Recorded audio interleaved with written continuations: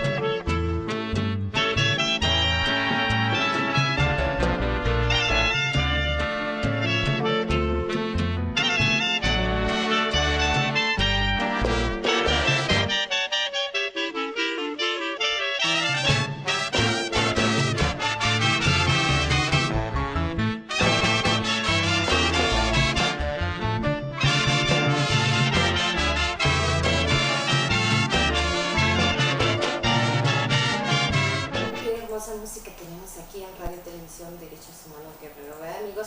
Y bueno, pues estamos aquí contentos porque hoy es jueves de pozole, así que por la tarde nos vamos a deleitar con un rico y sabroso pozole, seguramente una cervecita o a alguien le gustará el vino, en fin, pero bueno, vamos a disfrutar porque aparte ya viene próximamente el Buen Fin. Bueno, y aquí en el estudio, amigos, tenemos de invitada a la psicóloga, la licenciada Guadalupe Ponce Osuna. Ella viene representando a Ligatipán Guerrero. Gracias, Lupita, por estar aquí con nosotros. Muchas gracias y siempre contenta de estar aquí. Gracias. Y bueno, amigos, como ustedes saben, nuestros adultos mayores son fundamentales en la sociedad porque ellos nos crearon, ellos nos dieron vida y bueno, los derechos humanos de ellos pues son todos los derechos humanos que todos tenemos, como gozar de igualdad, tanto en el trato, en los trabajos, en los empleos y bueno, vivir en condiciones con dignidad. Y por eso hoy nuestro tema es hasta dónde dejarlos vivir. Y esto pues tú, Lupita, nos vas a hacer el favor de platicarnos. Y por favor, a nuestra audiencia, les recuerdo que nuestro teléfono es 472-5639. Adelante. Bueno, a mí me gustaría comenzar diciendo que el ser humano pues es finito, que de algo que podemos estar seguros pues es que nos vamos a morir. Y yo como persona mayor, que generalmente pues cuando los que tienen el privilegio de envejecer y de llegar a morir en edades de 80, 90, 100 años, tenemos que anticiparnos en cómo quiero yo que el final de mi vida sea, ¿sí? Estamos viendo que ahorita sí es cierto que la gente está viviendo mucho más, pero estamos viviendo no en la mejor calidad de vida que se desee tener. Entonces estamos envejeciendo con enfermedades crónicas degenerativas, con alguna demencia a lo mejor. Entonces es no esperar hasta que yo esté gravemente enfermo para decir qué es lo que quiero que hagan conmigo cuando, por ejemplo, ya llegue la etapa final. Entonces, aquí lo que debemos de pensar en tomar la decisión de qué es lo que quiero que hagan conmigo en esa etapa.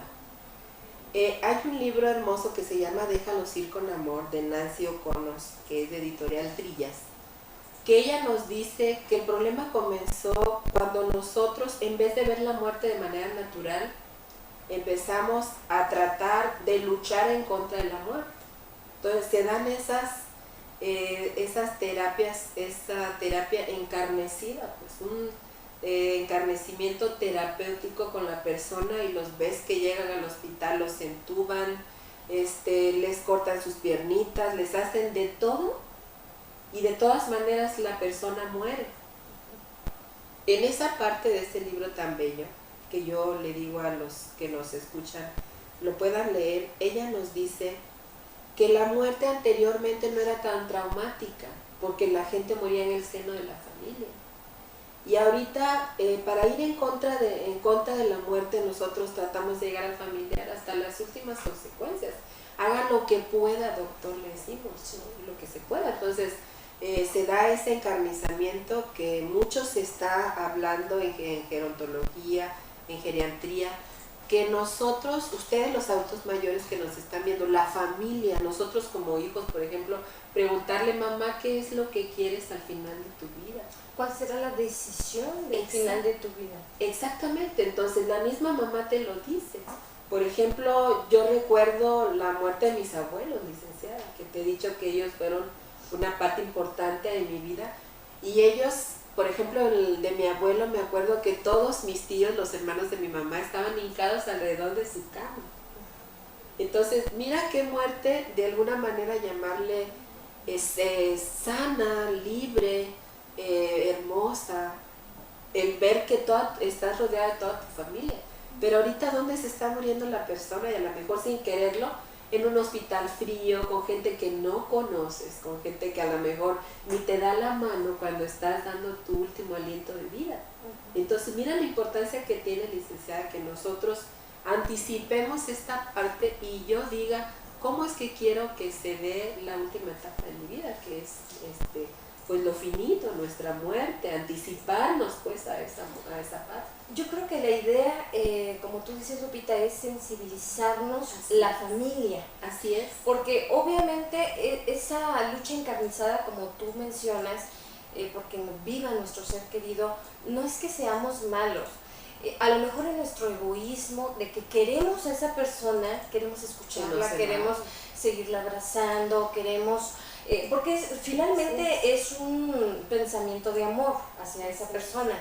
Entonces se da esa lucha encarnizada, como tú dices, y quizá ahí es donde debemos nosotros pensar y decir, bueno, si yo estuviera en la situación de mi padre o de mi madre o de mi abuelito, que ya sin piernas o cieguito o de alguna manera, ¿no? Una mutilación o algo, yo quisiera seguir viviendo así, con esa calidad de vida, o mejor me dejan así.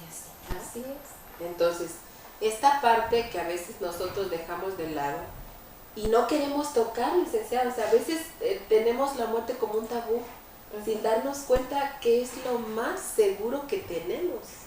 Claro.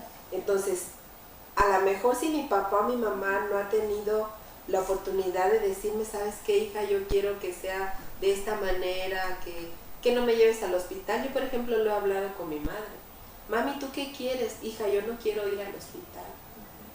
Ella es una mujer sumamente limpia y me dice, es que ahí se acuesta mucha gente.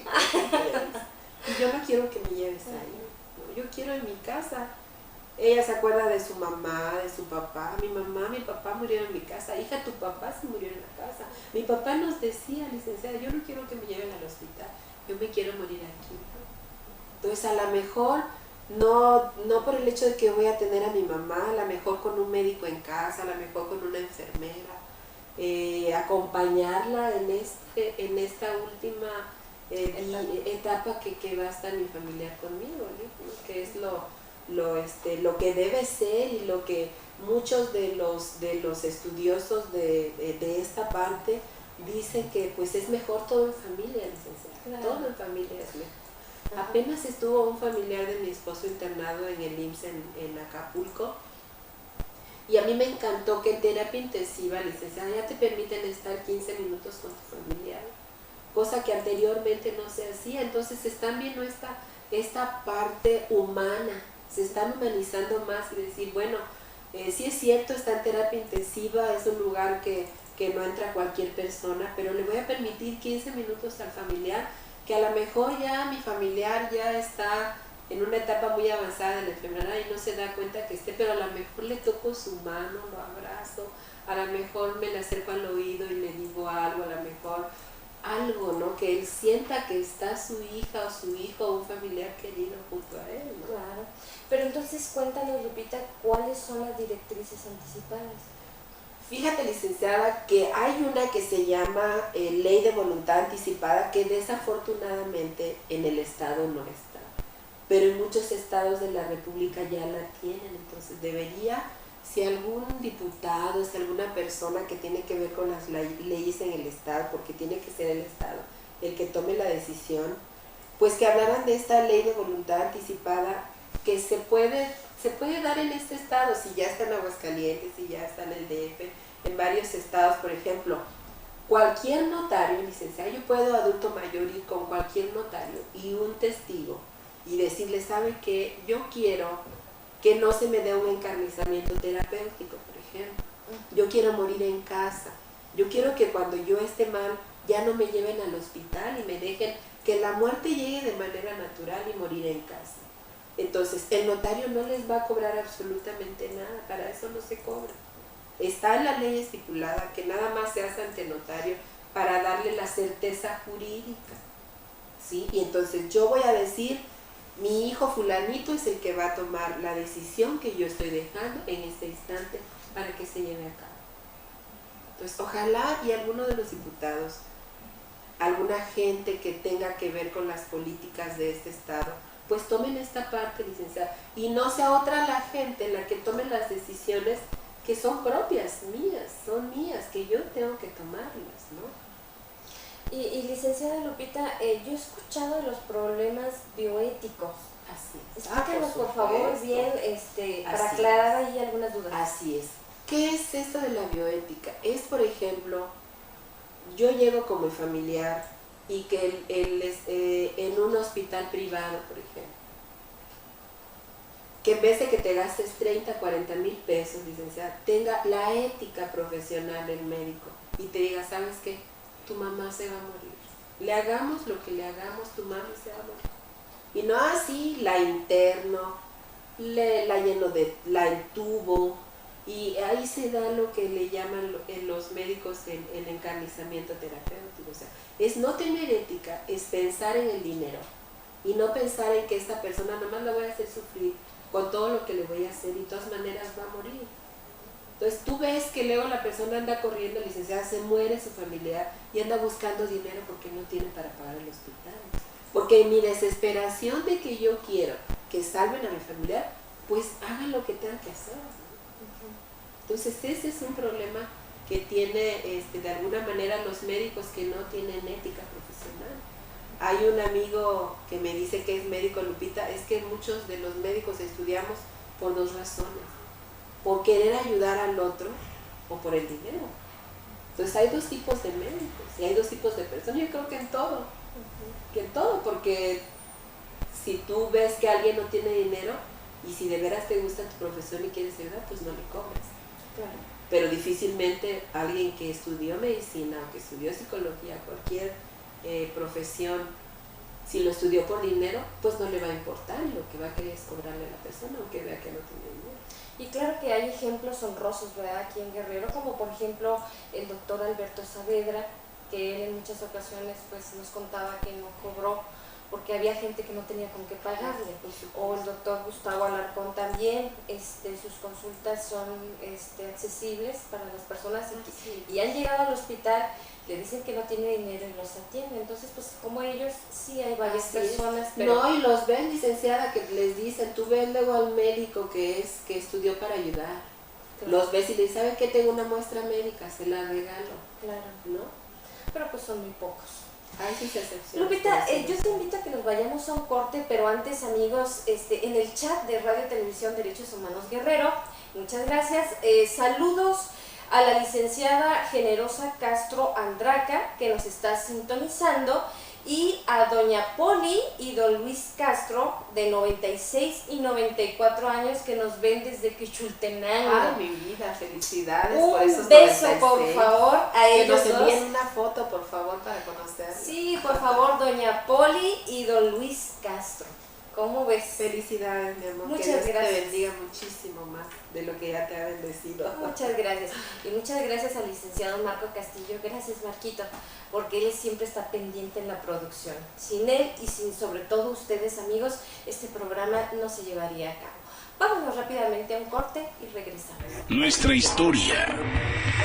La Comisión de Defensa de los Derechos Humanos del Estado de Guerrero se instaló oficialmente el día 28 de septiembre de 1990 y de conformidad con su ley de origen, la comisión es un organismo con personalidad jurídica y patrimonio propios, de integración plural, con la participación de la sociedad civil, dotado de autonomía técnica y operativa, con relación directa con el titular del Poder Ejecutivo y sin intermediación alguna, para efectos de comunicación y auxilio material, pero sin estar sometida a su mando. Su objetivo principal es diseñar e implementar los instrumentos necesarios para promover, salvaguardar y defender los derechos humanos de los guerrerenses y en general de los habitantes y visitantes del Estado, cuando su violación sea responsabilidad de los servidores públicos estatales y municipales.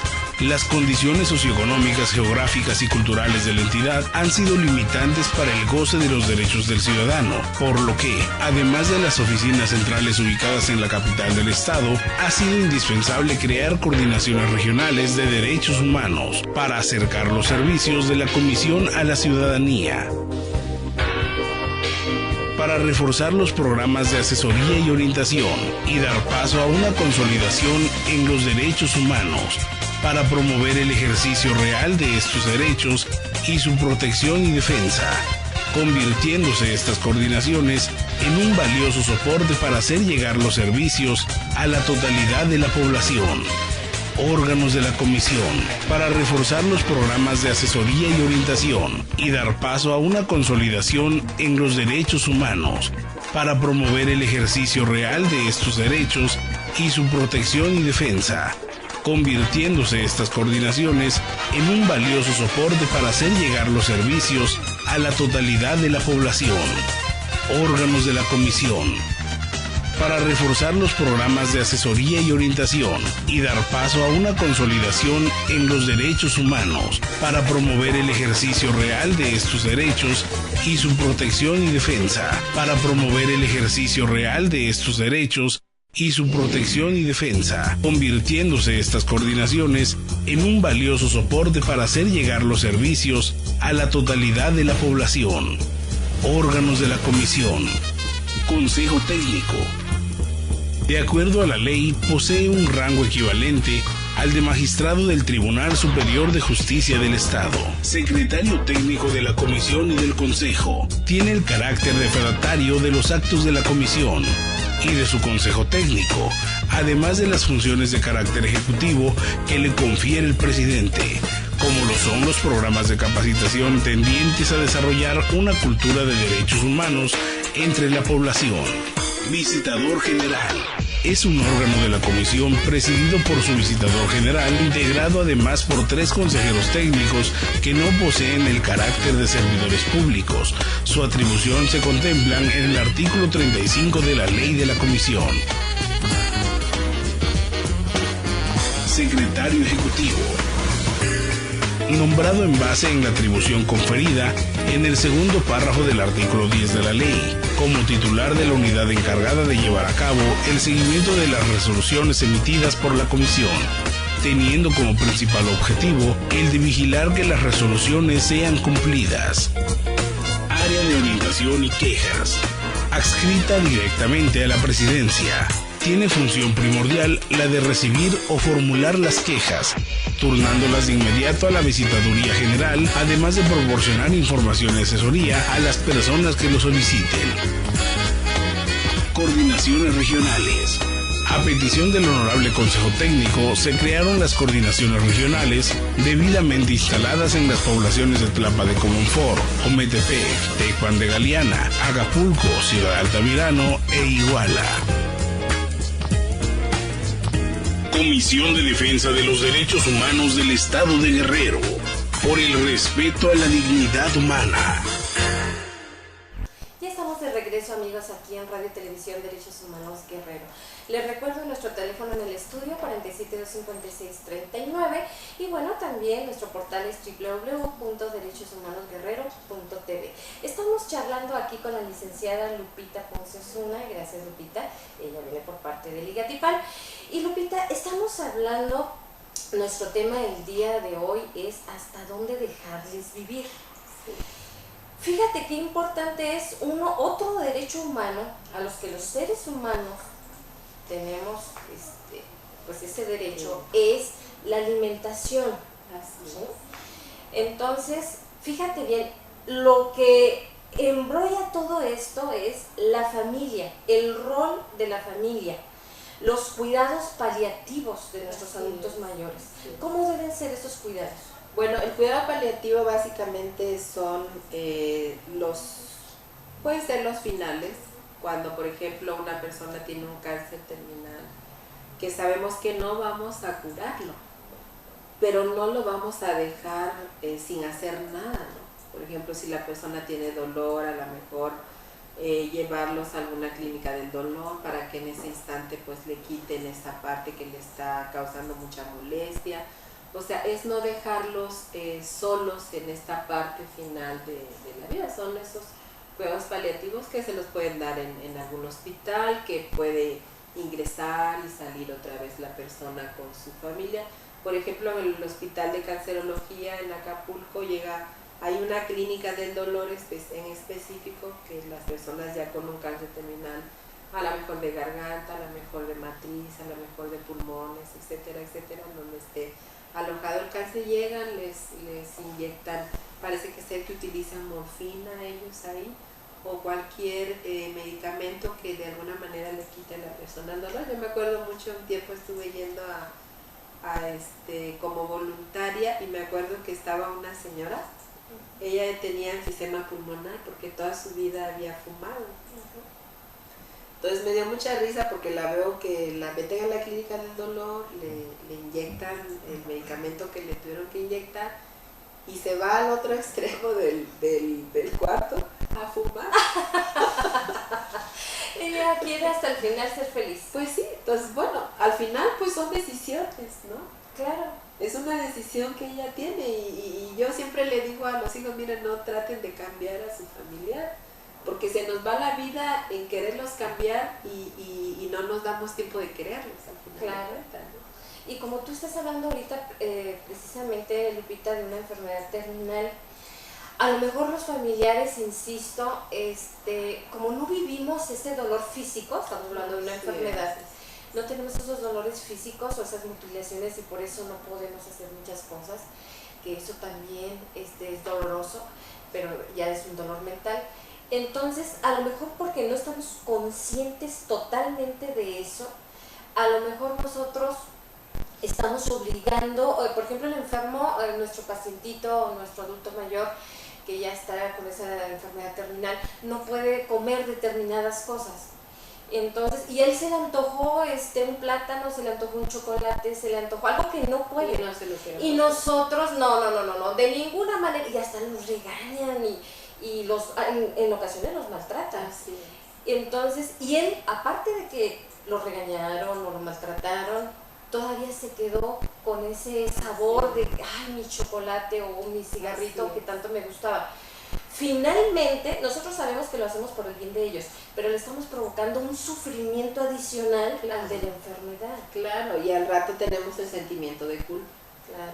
Híjole, se murió mi papá, me acuerdo que me dijo que quería esto y no se lo di. Yo me acuerdo mucho de una tía de mi esposo, la fuimos a ver, ella, no recuerdo, pero su problema era del hígado, y la encontramos, pues era otra persona, ¿no? Porque la dejamos de ver sana y de repente la vimos en unas condiciones ya al final de la etapa de su vida, y me acuerdo que le dijo a mi esposo, dice, hijo, dice, ¿cómo le he dicho a mis hijas, dice, que me busquen de esos nanches agrios de cerro, dice, quiero comer esos nanches. Y pues sus hijas, después que salí, le dije, oye, ¿por qué no le das a tu mamá? Dice, quiere de esos nanches de cerro que son agrios, dáselo. Dice, es que ella no puede comer cualquier cosa porque está enferma del hígado. Le digo, pero tu mami ya no se va a curar, ella no se va a curar, dale lo que te pida. Claro. A lo mejor se te va a poner malita, a lo mejor no le vas a dar 4 o 5 nanches, pero a lo mejor 2 de esos que ella te está pidiendo, ¿no? Aunque a veces es contraproducente. Hay un amigo mío que me dice que le dijeron, su mamá no va a tardar más de 3, 4 meses. Dele lo que quiera, llévela a donde quiera, dice. Lupita, lo que me pedía, quiero ir al cine, quiero ir acá, quiero acá. Lupita, no se me dio una engordada mi mamá. Después para cargarla, dice. Pero sí, duró 3, 4 años, dice, pero terminó gordita mi mamá, que después no podía yo cargarla. Pero yo feliz, Lupita, de que le di todo. Y le encantaba salir, dice, le encantaba salir. Yo no sé si escuchó que dijeron que se iba a morir, dice, pero le fascinaba salir. Íbamos a comer fuera y terminó bien gorda y después el problema para mí hasta terminé con dolor de espalda. Pero bueno, fíjate lo que él dice, yo quedé contento, satisfecho. Exacto. De que mi mamá al final de su vida le di lo que ella quiso.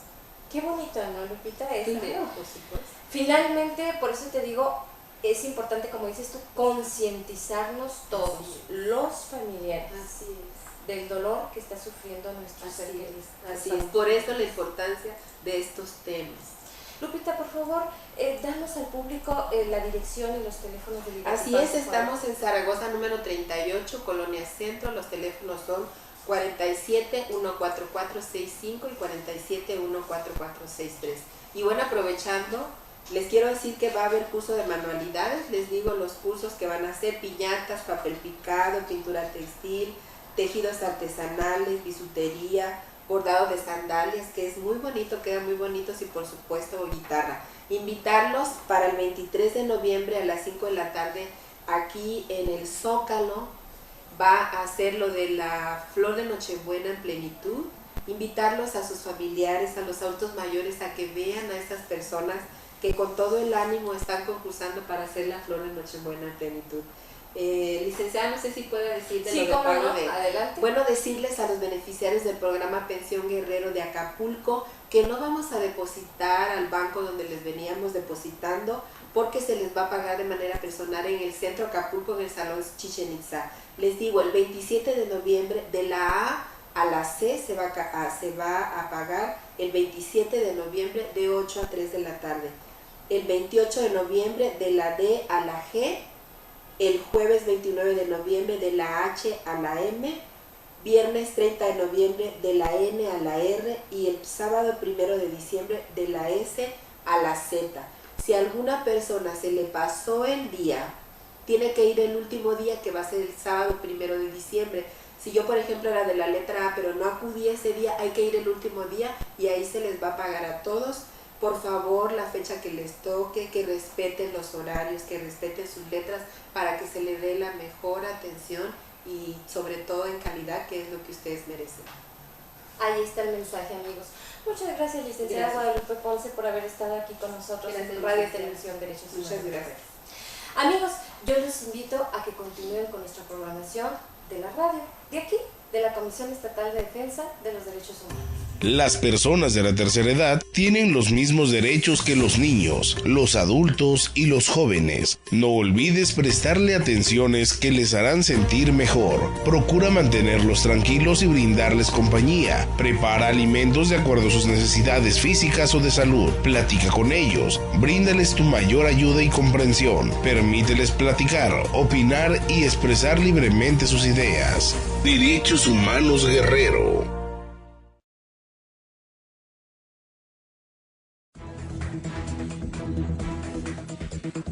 Es un fenómeno social que vulnera la dignidad, los derechos humanos y sobre todo las libertades fundamentales de las personas. Discriminación.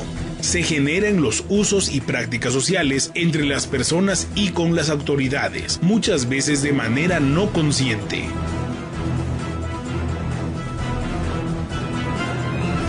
Discriminar significa seleccionar excluyendo, esto es, dar un trato de inferioridad a personas o grupos sociales, a causa de un origen étnico, religión, edad, género, opiniones o bien preferencias políticas o sexuales.